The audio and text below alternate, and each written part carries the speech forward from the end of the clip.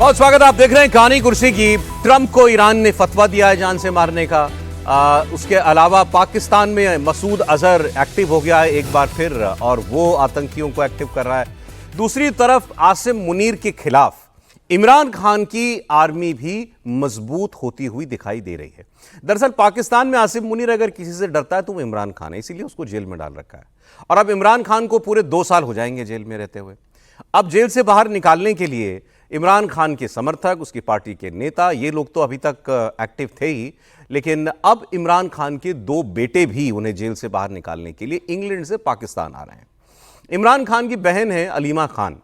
इन्होंने रावलपिंडी की अडयाला जेल के बाहर ऐलान किया, इसी जेल में बंद है इमरान खान। इन्होंने ऐलान किया कि इमरान खान के बेटे कासिम और सुलेमान, ये 26 और 28 साल के हैं दोनों, ये दोनों रहते हैं लंदन में। उन्होंने कहा ये पाकिस्तान आएंगे और अपने पिता को जेल से रिहा कराने के लिए एक मुहिम चलाएंगे। अच्छा, ये दोनों बेटे इमरान खान के, कासिम और सुलेमान, पॉलिटिक्स से बहुत दूर हैं। इमरान खान की पहली पत्नी जमाइमा गोल्डस्मिथ के बेटे हैं। जमाइमा गोल्डस्मिथ एक बहुत ही रईस खानदान की बेटी थी और उन्होंने शादी की थी, पहली पत्नी थी वो इमरान खान की। इसके बाद अब इमरान खान की इनके बाद 2 विवाह और हो चुके हैं। बहरहाल ये दोनों लड़के ब्रिटिश सिटीजन हैं, लंबे वक्त से ब्रिटेन में ही रहे हैं। और जैसे ही कासिम और सुलेमान के पाकिस्तान आने का ऐलान हुआ तो पाकिस्तान में सियासी खलबली मच गई। इमरान खान पिछले 2 साल से जेल में हैं। इनकी तीसरी पत्नी बुशरा बेगम भी सलाखों के पीछे है। अब इन दोनों को रिहा कराने की सारी कोशिशें नाकाम हो चुकी हैं। इसलिए इमरान खान की पार्टी ने अब इमरान के बेटों को आगे बढ़ाकर उन्हें इस आंदोलन का चेहरा बनाने की कोशिश की है। इमरान खान की बहन अलीमा खान ने यह कहा कि कासिम और सुलेमान पहले इमरान की रिहाई की मुहिम की शुरुआत अमेरिका से करेंगे। ब्रिटेन से वो अमेरिका जाएंगे पहले, फिर वहां से वो पाकिस्तान आएंगे। ये इन्होंने इंटरव्यू वगैरह देने भी शुरू कर दिए हैं। लेकिन पाकिस्तान की सरकार को भी ये लगता है कि ये अगर आ गए तो इमरान खान के फेवर में एक बहुत बड़ा माहौल तैयार करने में ये लोग कामयाब हो सकते हैं। ये इस पूरी उनकी रिहाई की मुहिम में एक इमोशन ऐड कर सकते हैं और इसलिए इनको किसी तरीके से रोका जाए। तो ये इमरान खान की, शहबाज शरीफ की सरकार ने और आसिम मुनीर ने मिल करके अभी से ये कहना शुरू कर दिया है कि ये दोनों लड़के इमरान खान के पाकिस्तानी नागरिक नहीं हैं और पाकिस्तान का कानून किसी भी विदेशी शख्स को पाकिस्तान में जाकर के राजनीतिक गतिविधि में शामिल होने की इजाज़त नहीं देता। तो पहले तो ये तय कर लेंगे अगर पाकिस्तान आना है तो ये पॉलिटिक्स नहीं करेंगे, और अगर ये यहाँ आकर के ऐसे किसी मुहिम में शामिल होते हैं तो फिर इनको गिरफ्तार भी किया जा सकता है। तो अभी तो ये देखना है कि इनको पाकिस्तान की सरकार आने भी देती है अपने देश में या नहीं आने देती है। मैं आपको दिखाता हूँ कुछ बयान जो है इमरान खान की 2 बहनें हैं वो क्या कह रही हैं, इमरान खान की हालत कैसे ख़राब हो रही है जेल के अंदर, और इन दोनों के पाकिस्तान के आने को लेकर उनकी मीडिया में क्या कॉमेंट्री हो रही है। उनके जो इमरान खान के अपने बच्चे हैं सुलेमान और कासिम, उनको ये बता दिया है कि वो अब सुनने को वो भी तैयार नहीं है। हम ही ने उनको रोका हुआ था, लेकिन अब वो पहले तो वो जा रहे हैं अमेरिका और वो अपने जो दोस्त हैं उनसे कहते हैं अगर ये जा सकते हैं तो हम भी जाएंगे और हम जाके बताएंगे कि यहाँ इंसानी हकूक़ के साथ और क्या जुल्म हो रहे हैं उनके वालिद के साथ। एक दूसरा, सुलेमान कासिम ने कहा है कि उसके बाद हम आएंगे पाकिस्तान और वो तहरीक के अंदर अपना हिस्सा लेना चाहते हैं। ये भी उनको इमरान खान को बता दिया गया, उनसे पूछा नहीं गया। उनको बताया कि उनके बच्चे उनसे पूछ नहीं रहे हैं, उनको इन्फॉर्म कर रहे हैं। तो ये चॉइस उन्होंने अपने वालिद। 1 महीना 6 हफ्ते मुलाकात हमारी होने नहीं थी। अब हम 2 बहनों को इजाजत दी, अलीमा की मुलाकात बंद कर दी और फिर हमें ये उतारते हैं। आपको पता होगा गोरखपुर, जब आप आते हैं चक्री की तरफ से, लाहौर से, तो गोरखपुर एक जगह आती है, वहां हम। ये बहुत सारी स्टेटमेंट्स आपने पाकिस्तान की सुनी। किसी को ये शक है कि ये बच्चे अपने बाप से प्यार भी करते हैं कि नहीं करते, अभी तक क्यों नहीं आए। और वो जो मोटी मोटी मूंछों वाला आदमी आपको दिख रहा था ना, यहाँ के पाकिस्तान के प्रधानमंत्री का ये सलाहकार है। इसने क्या कहा, इसने कहा कि क्यों यहाँ आके अपने आप को मुसीबत में डालना चाहते हैं। वो यहाँ आएंगे, हम कुछ करेंगे, फिर यहाँ पर जो एम्बेसी है यूके की वो उनको छुड़वाएगी, तो इतने सब चक्कर में क्यों पड़ना, इससे अच्छा आओ ही ना। यही बताता है कि इमरान खान से यहाँ की पाकिस्तान की सरकार, पाकिस्तान का ये इमरान आसिम मुनीर, ये लोग क्यों इतने परेशान हैं। क्योंकि पाकिस्तान का अगर कोई लोकप्रिय नेता है तो वो इमरान खान ही है। आप कहेंगे कि इमरान खान अगर इतना लोकप्रिय है तो फिर अभी तक उसके समर्थक चुप क्यों हैं। चुप नहीं है, पहले तो इमरान खान की पार्टी को डिस्क्वालीफाई कर दिया इलेक्शन लड़ने से। आपको मालूम है कि जब इनकी सरकार गिरी थी पाकिस्तान, इमरान खान की पहली बार, तो इनके समर्थकों ने बहुत हंगामा, तोड़फोड़, आगजनी वगैरह किया था, इनके जनरलों के घरों में घुस गए थे। उसके बाद बहुत ज़्यादा सख्ती इनके ऊपर की गई है। इनकी पार्टी के बहुत सारे नेताओं के इस्तीफे करवाए गए ज़बरदस्ती। इनके ऊपर मिलिट्री कोर्ट के अंदर केसेस चल रहे हैं। इमरान खान के ऊपर भी मिलिट्री कोर्ट का केस चल रहा है। इसके अलावा अरबों डॉलर की रिश्वतखोरी का, करप्शन का, उसका भी इल्ज़ाम उनके ऊपर लगाया जा रहा है।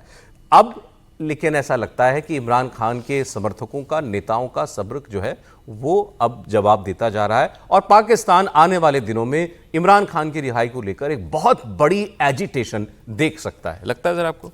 मुझे लगता है, क्योंकि ये एक वक्त होता है, कितने वक्त तक आप किसी को दबा सकते हैं। वो कहते हैं ना कि इतना भी मत डराओ कि डर का डर खत्म हो जाए। तो वो स्थिति पाकिस्तान में हो रही है और 2 साल से इमरान खान जाहिर तौर पर बहुत लोकप्रिय नेता हैं और वहाँ तो मुझे लगता है नवाज शरीफ के बाद शहबाज शरीफ साहब तो प्रधानमंत्री नेता तो है नहीं, तो वो वहाँ पर उस तरह की सरकार चल नहीं रही। सरकार वैसे शहबाज साहब भी नहीं चला रहे, मुनीर साहब चला रहे हैं, तो अब शहबाज साहब की क्या हैसियत है। तो इमरान खान सबसे लोकप्रिय नेताओं में से वहाँ पर हैं और जमहूरियत की लड़ाई के लिए 2 साल से वो जेल में बंद है अपने कारणों से, तमाम बातों से। यदि बेटे आते तो एक उसको ट्रिगर पॉइंट की तरह से आप देखना चाहिए कि जो कार्यकर्ता उनके लिए अभी बैठे हुए थे या किसी एक्सरसाइज के लिए कर रहे थे, तो किसी भी मूवमेंट के लिए एक ट्रिगर पॉइंट होना चाहिए। यदि ये सरकार रोकेगी भी उन्हें, दोनों बेटों को, तो मुझे लगता है वहाँ जो कार्यकर्ता है उसका वो खड़ा हो जाएगा, वो सड़क पर आ इनकी जाएगा। बहनों ने कहा ना कि हमने इमरान खान को भी पूछा नहीं है, कह दिया है कि तुम्हारे लड़के आ रहे हैं। मुझे तो लगता ये है इनकी कि पार्टी में ही जोश भरने के लिए शायद जोश ज़्यादा करने के ज़रूरी लिए, है। हाँ, तो वो ट्रिगर पॉइंट के तौर पे काम में आ सकता है कि उन दोनों को भले ही ना भी आने दे पाकिस्तान सरकार, लेकिन वहां पर जो लोग हैं वो खड़े हो सकते हैं इमरान खान के। शहबाज शरीफ और आसिम मुनीर की मुसीबत बढ़ने वाली है क्या आने वाले दिनों में, बैल साहब? बिल्कुल बढ़ने वाली है, क्योंकि जितने पॉपुलर हैं इमरान खान और उनकी पीटीआई पार्टी, ये सबको मालूम है कि लास्ट इलेक्शन वो हारे नहीं थे, उनको हराया गया था, यानी कि इलेक्शन वाज रिग्ड। और साथ में जो पॉपुलैरिटी है इनके पार्टी के जितने भी स्प्रेड करते हैं पंजाब रीजन के अंदर स्पेशली, तो वो वाली पॉपुलैरिटी को ये खत्म नहीं कर सकते अपने दबाव से और अपने अत्याचार से। और जब आपने बात बताई थी कि कोर कमांडर के घर पे भी गए थे और आपको याद होगा एयरफोर्स हेडक्वार्टर्स में भी गए थे और वहां पे जो उन्होंने हमले किए थे इनके सपोर्टर्स ने, लेकिन उसके बाद किस बुरी तरीके से इनको दबाया गया, अरेस्ट किया गया इनके लीडर्स को और फोर्स किया गया। पर क्या आप एक सोच को बदल सकते हैं? और वो जो सोच पाकिस्तान के अंदर है कि अगर डेमोक्रेसी है तो वो इमरान से रिलेटेड है, शहबाज शरीफ से नहीं है। ठीक है, अब देखें इमरान खान का आगे क्या होता है। एक खबर कनाडा से हमारे पास आई है। कनाडा में खालिस्तानियों के टारगेट पर कॉमेडियन कपिल शर्मा है। कनाडा के सरे में कपिल शर्मा ने एक कैफे खोला है जिसका नाम है कैप्स कैफे। इस रेस्टोरेंट पर कल रात ताबड़तोड़ फायरिंग हुई। फायरिंग की जिम्मेदारी खालिस्तानी आतंकी हरजीत सिंह लाडी ने ली है। कपिल शर्मा ने 7 जुलाई को, मतलब 4 दिन पहले ही इस कैफे का उद्घाटन किया था और उसी कैफे पर एक एक करके 9 गोलियां चलाई गई। हालांकि इसमें कोई घायल नहीं हुआ, किसी का कोई नुकसान नहीं हुआ है, लेकिन ये एक दहशत पैदा करने के लिए था। जो वीडियो सामने आया उसमें एक व्यक्ति गाड़ी में बैठा हुआ दिखाई देता है और वो गाड़ी का शीशा नीचे उतारकर वहीं से ताबड़तोड़ 9 बार फायर करता है। वीडियो में उसका चेहरा नहीं दिखाई दे रहा है, लेकिन 9 बार फायर किया गया ये जरूर दिखता है। हमले की जिम्मेदारी जिसने ली है ये हरजीत सिंह लाडी, ये एनआईए का एक मोस्ट वांटेड आतंकवादी है। बब्बर खालसा इंटरनेशनल से ये जुड़ा भी रहा है। आपको बता दें कि कपिल शर्मा ने निहंग सिखों को लेकर एक टिप्पणी की थी जिससे खालिस्तानी खासतौर पर बहुत नाराज हैं और वो कपिल शर्मा से माफी मांगने की मांग कर रहे हैं। कपिल शर्मा का भी इस पर रिएक्शन आ गया है। उन्होंने कहा कि आगे देखेंगे मुझे क्या करना है, लेकिन हम ऐसे डरने वालों में से नहीं है। एक बार आप ये वीडियो देख लीजिए।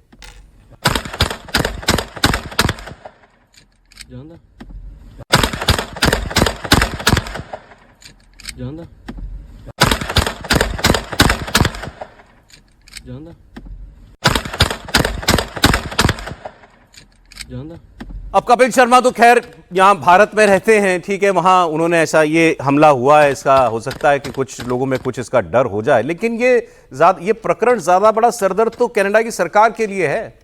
ये जो उन्होंने खालिस्तानी सांप पाले हुए हैं ये नुकसान तो उन्हीं का कर रहे हैं।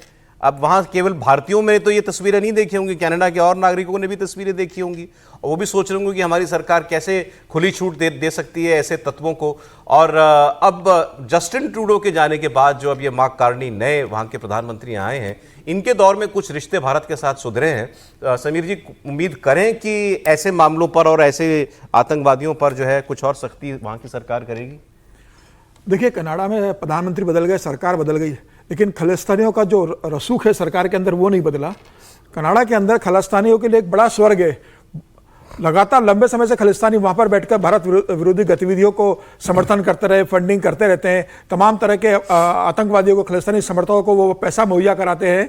भारत सरकार ने तमाम मंचों पर इस बात की अपनी आपत्ति दर्ज कराई है और ये कहा जा रहा था कि जिस तरीके से भारत सरकार के संबंध सुधरे हैं कनाडा सरकार से, तो निश्चित रूप से तत्वों पर लगाम लगेगी। लेकिन फिलहाल ऐसा लग रहा है कि वहाँ लोकल की जो राजनीति, स्थानीय जो पॉलिटिक्स है, जहाँ पर खलिस्तान एक बड़ा वोट बैंक है, सिखों का एक बड़ा वोट बैंक है जो इनको समर्थन देते, ऐसा कहा जाता है। उनकी एक पार्टी भी है वहां पर जो पिछली बार सत्ता में थी जस्टिन ट्रूडो के साथ, इस बार तो वो सत्ता में भागीदार नहीं है। तो क्या ये लोग फिर कनाडा की सरकार के साथ समर्थन प्राप्त कर रहे हैं? इनके दबाव के कारण कनाडा की सरकार ऐसे तत्वों पर लगाम लगाने में असफल है। यह जो भी हुआ है दुर्भाग्यपूर्ण है। अगर कपिल शर्मा ने कुछ कहा है तो इस तरीके से अगर आप फायरिंग करेंगे, वो बात एक्चुअली पता नहीं चल रही है कि कपिल शर्मा ने कहा क्या। अपने शो में कुछ कहा होगा, एक कॉमेडी शो में उन्होंने नियम को लेकर मजाक में एक टिप्पणी कर दी थी, जिसपे बाद में थोड़ा एक पंजाब के कुछ लोगों ने भी आपत्ति दर्ज कराई थी इस मामले में। भगवंत मान से भी कहा था कि वह कपिल शर्मा से माफी मांगने के लिए बात करें, लेकिन वो मामला का इतना तुल नहीं पकड़ा। लेकिन मुझे लगता है इसकी वजह से भी यह बात नहीं हो सकता है हफ्ता वसूली, पैसों वसूली की बात हो। उन्हें पता है कि भाई कपिल शर्मा एक बड़ी शख्सियत है, तो हो सकता है वो उनसे पैसा मांगने की धमकी देने की कोशिश कर रहे हो। एक्सटॉर्शन वाली बात की इस महीने, कुछ हफ्ते पहले, शायद अप्रैल में और उससे पहले जनवरी में, कनाडा की खुफिया एजेंसी की रिपोर्ट है जो अखबारों में छपी हुई है सब जगह, और उन्होंने अपनी सरकार को चेतावनी देते हुए कहा था कि खालिस्तानी एलिमेंट्स कनाडा में बैठकर भारत के ऊपर किसी हमले की योजना बना रहे हैं और मुख्य तौर पर यहां से ऑपरेट करने का इनका मकसद यह है कि एक तो इसको एक सेफ हेवन समझते हैं, दूसरा अपना एक्सटॉर्शन रैकेट जो है वो ये चला सकें। इसके लिए कनाडा इनको बड़ा मुफीद मालूम पड़ता है। त्रिपाठी जी, नहीं, देखिए, ये तो नियमित तौर पर होता रहा है और ये कोई मतलब जिसको कहें कि नया नहीं है। कनाडा में जो बैठे हुए हैं, और सिर्फ कनाडा क्यों, हमने अलग अलग समय पर देखा है थाईलैंड के बैंकॉक से और कनाडा से, इन दोनों जगह से भारत में अलग अलग गिरोह अपना वसूली का रैकेट धंधा चलाते हैं। कुछ वहां बैठकर चलाते हैं और यहाँ के कुछ जो अपराधी हैं उनके साथ उनकी एक तरह से कहें कि एक गैंग टाइप का बना के वो काम करते हैं। कई बार तो ये भी हुआ है कि अलग अलग जेलों में बंद उनके तार अंत में निकलते हैं कि वो कनाडा से, कहीं टोरंटो से या कहीं और से उनके फोन मिल रहे हैं।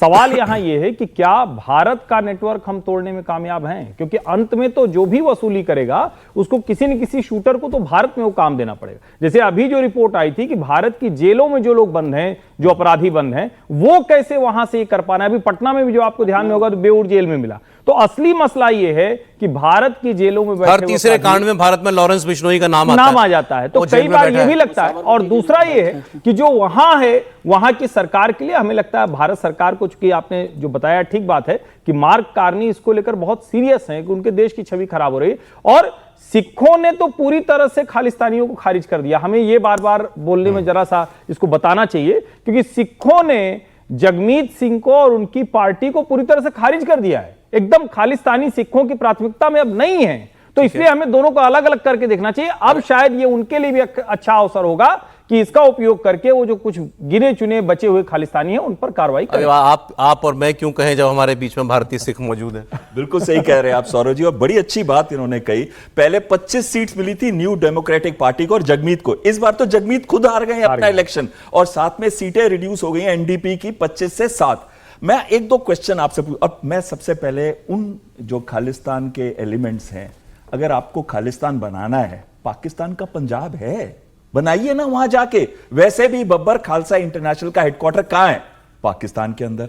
उनका जो वाधवा सिंह लीडर है वो कहां है? वो पाकिस्तान में छुपा हुआ है। आपको क्या लग रहा है कि ये आइसोलेशन में हो रही है इवेंट्स, जैसे वहां पे माहौल बनाया जा रहा है, जो उनके जैश ए मोहम्मद लश्कर ए तैयबा को एक्साइट किया जा रहा है कि आप खड़े होइए और फिदाइन हमले करिए, उसी तरीके से पाकिस्तान का रोल है इन सिखों के जो एक्सट्रीमिस्ट एलिमेंट है इनको उकसाने के लिए कि आप भी कुछ करिए। ये तो बहाना है कि कपिल ने ये कह दिया। हाँ, उसे नहीं कहना चाहिए, उसे कुछ सोचना चाहिए अगर उसको कहना है किसी भी कि खासकर मिलिटेंट, मैं अपने वर्ड्स वापस लूंगा, माफ कीजिएगा, खासकर जो वॉरियर क्लास के लोग होते हैं सिख एलिमेंट के अंदर, जैसे कि निहंग्स हैं, उनके बारे में सोचना चाहिए उनको कोई भी कमेंट करने से पहले। लेकिन इसका यह मतलब नहीं है कि यह एक्चुअल रीजन था।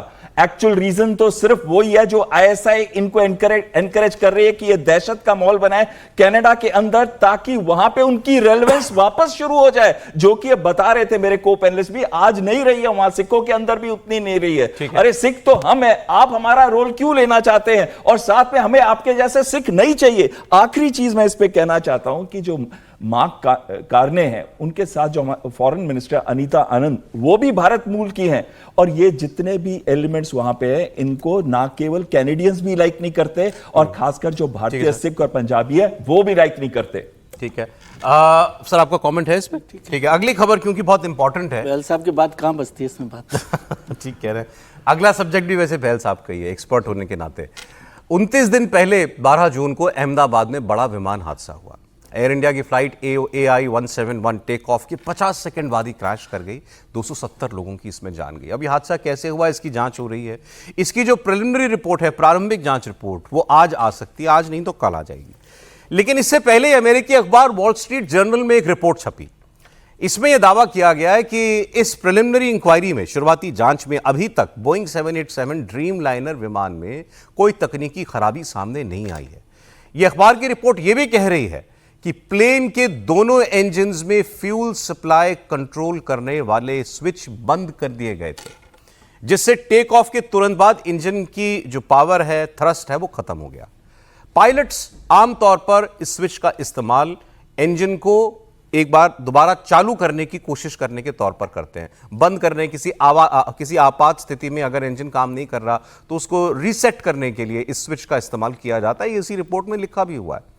लेकिन उस रिपोर्ट की मंशा जो है वो ये दिखाई देती है कि बोइंग कंपनी जिसने जहाज बनाया ड्रीमलाइनर, और GE जिसने इसके इंजन बनाए हैं, इनको किसी तरीके से क्लीन चिट दे दी जाए।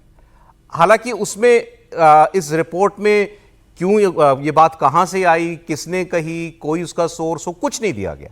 केवल इतना कह दिया गया कि जांच इस ओर जा रही है कि ये जो स्विच था फ्यूल सप्लाई इंजन को जो कंट्रोल करता है, उसको क्यों ऑफ किया गया था। अब क्या इंजन बंद होने के बाद ऑफ किया गया था, पायलट्स का कुछ जो टेक्निकल एनालिसिस में सामने बात आई है उसमें क्या पता लगा है, ब्लैक बॉक्स में क्या है, कुछ नहीं है उस रिपोर्ट के अंदर। तो मंशा ये दिखाई दे रही है कि किसी एक सिलेक्टिव लीक का इस्तेमाल करके किसी तरह पायलट्स को दोषी करार दे दो, ताकि इस जहाज की रेपुटेशन खराब ना हो, इसके इंजन्स की रेपुटेशन खराब ना हो। आपने इतना अच्छा एनालिसिस किया है सौरभ जी। सबसे पहले मैं आपका माइंड लेके जाऊंगा 12 जून को क्रैश होने से पहले जो पायलट्स ने कॉल दिया था, क्या दिया था? मे डे, मे डे, मे डे, और ये भी कुछ मीडिया में आ रहा है, थ्रस्ट नॉट अचीव्ड। अब आपका माइंड मैं लेके जाता हूं पैसेंजर के साथ, जिसने कहा था, देखा था कि जहाज टेक ऑफ कर रहा है, ऊपर जाते जाते सडनली ऐसे लगा जैसे वो रुक सा गया है और फिर नीचे आने लग गया। और तीसरी चीज पे मैं आता हूं, आपके बोइंग के कंडीशंस। आपको याद होगा, दो हैं, जॉन बार्नेट और सैम सालाहपुर। ये इनको विसल ब्लोअर कहते हैं। ये क्या बता रहे हैं, क्या दर्शा रहे हैं कि बोइंग की कंडीशन क्या है। और जो वहां के मीडिया है वो क्या कह रही है, वो ये कहती है कि 36 के करीब ऑडिट्स के अंदर बोइंग कंपनी फेल हो गई थी, जो NTSB के ही ऑडिट थे, और उनकी FAA के ऑडिट थे, जो उनकी एविएशन अथॉरिटी है। और साथ में ये भी मैं कहना चाहता हूं कि क्या कह रहे थे वो लोग, फॉल्टी पार्ट्स लगाते हैं ये लोग। कोई भी अगर आप इनको बताएं कि ये प्रोसेस ठीक नहीं है, प्रोसीजर ठीक नहीं है, तो उनको थ्रेटन किया जाता है। और मौत कैसे हुई जॉन बार्नेट की? बड़े सस्पिशियस सर्कमस्टांसेस में, ये कहते उसने अपने आप को गोली मार दी, जो उनके अगेंस्ट केस कर रहा था। तो कहीं ना कहीं बोइंग कंपनी एक बहुत बड़ी कंपनी है, बहुत सारे कॉन्ट्रैक्ट्स हैं। सर ये भी है कि ये जो रैट होता है, वो टरबाइन जो रैम एक्सेस टरबाइन, जी हाँ, कि वो क्योंकि डिप्लॉयड दिखाई दे रही है जी, तो इसका मतलब इन्होंने कहा है कि वो स्विच से वो इंजन बंद हो गया हो शायद। देखिए, आपने बहुत महत्वपूर्ण दो चीजें कही हैं। एक है फ्यूल कंट्रोल वॉल्व।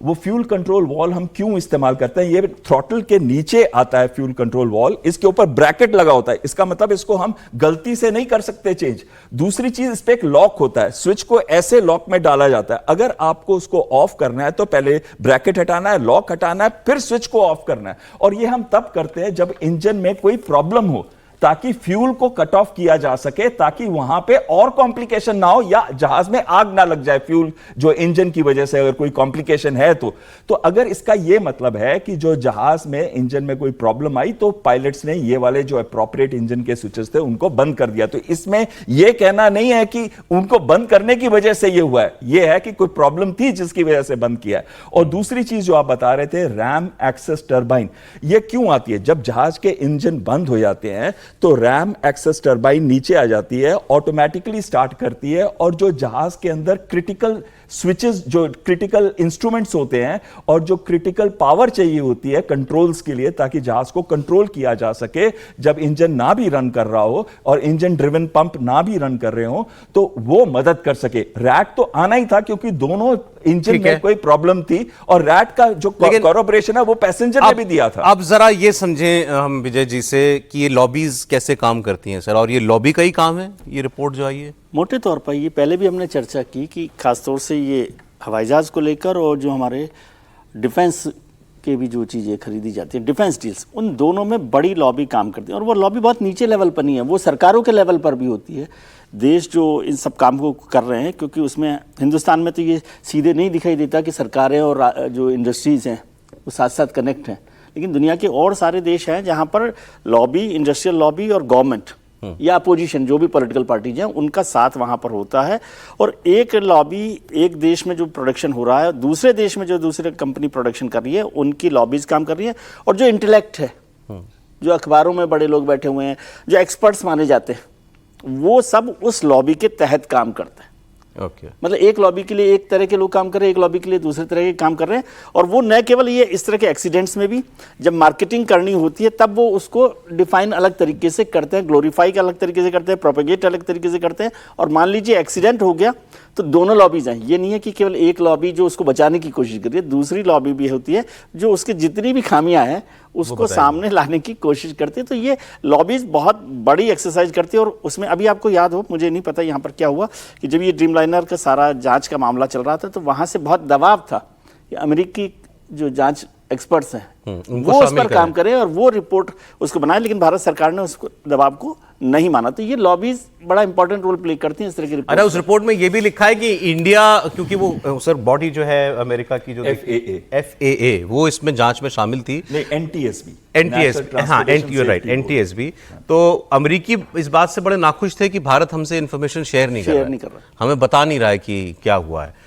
लेकिन अब ये तो बड़ा आसान भी है और मैं कहूँगा कि बड़ी कायराना सी बात है कि आप जो पायलट अब नहीं अपना बचाव कर सकता, किसी तरीके से उसकी तरफ डाइवर्ट कर दो यार, कंपनी की रेपुटेशन खराब नहीं होनी चाहिए। Short comment. देखिए पहले दिन से ये था और बार बार ये कहा गया, वो तो अच्छा हुआ कि उस वक्त ही सारी खबरें जो आई, क्योंकि वो तो पायलट ट्रेनर था, वो तो एक नॉर्मल पायलट होना अलग चीज़ है, वो तो पायलट ट्रेनर था और वो अपनी जिंदगी के इतने महत्वपूर्ण साल एक तरह से 8,000 घंटे करीबन मेरे ख्याल से उससे ज्यादा हुआ, और जो को पायलट था उसको भी 1100 घंटे से ज्यादा का, तो उसकी कहीं कोई गुंजाइश दिखती नहीं है।